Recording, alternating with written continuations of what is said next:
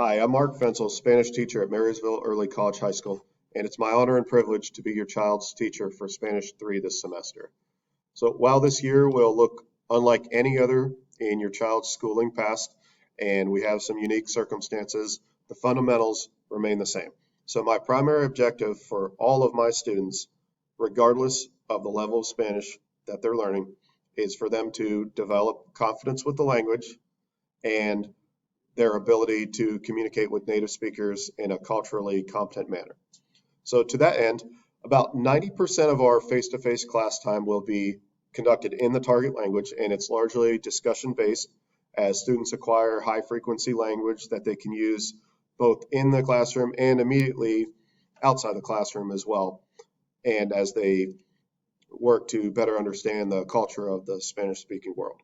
As far as our outside of the classroom work goes, that's when we'll focus more on the explicit grammar to help students process what they're hearing and reading in class. There will also be some videos that expand on topics from class, and then we culminate the semester with the second class novel that we read. We do the first one in class together. There is also an accompanying e-course that we would be doing sometime in December for Spanish 3. Let's take a look at Unified Classroom. Go to the top of your screen and select the course. Make sure it says Semester 1, S1. We'll click here. This is our dashboard. There's no recent assignments here. This is where the assessments would populate. We have not taken our first assessment yet. Over here in the activity feed, this is where I would post special announcements. Also, the link to my Zoom office hours, which are from 2 o'clock to 3 o'clock every Wednesday. Grading progress will be displayed right here. On the left, if you click on class pages, if your student is an A student, they will click on this tab. If they're a B student, the B student tab is right below. And I have this broken down day by day with what students need to do at home. This year, I'm doing this in English. Normally, I would give instructions like this in Spanish. However, I acknowledge that could create difficulties with parents who are trying to get on the same page as their children to make sure they're being held accountable to do their work.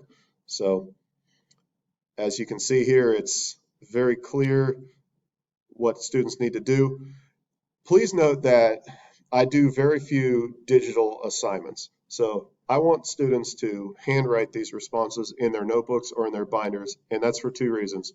Number one, it helps to discourage the use of online translators, which can always be a common temptation with remote learning, and especially in the context of foreign language. And second, we know that our brains process language better, and it helps us to more permanently acquire the language when we actually write it down.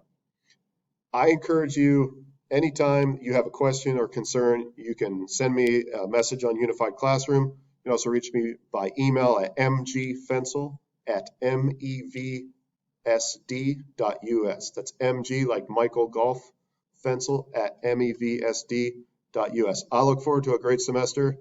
PTBM.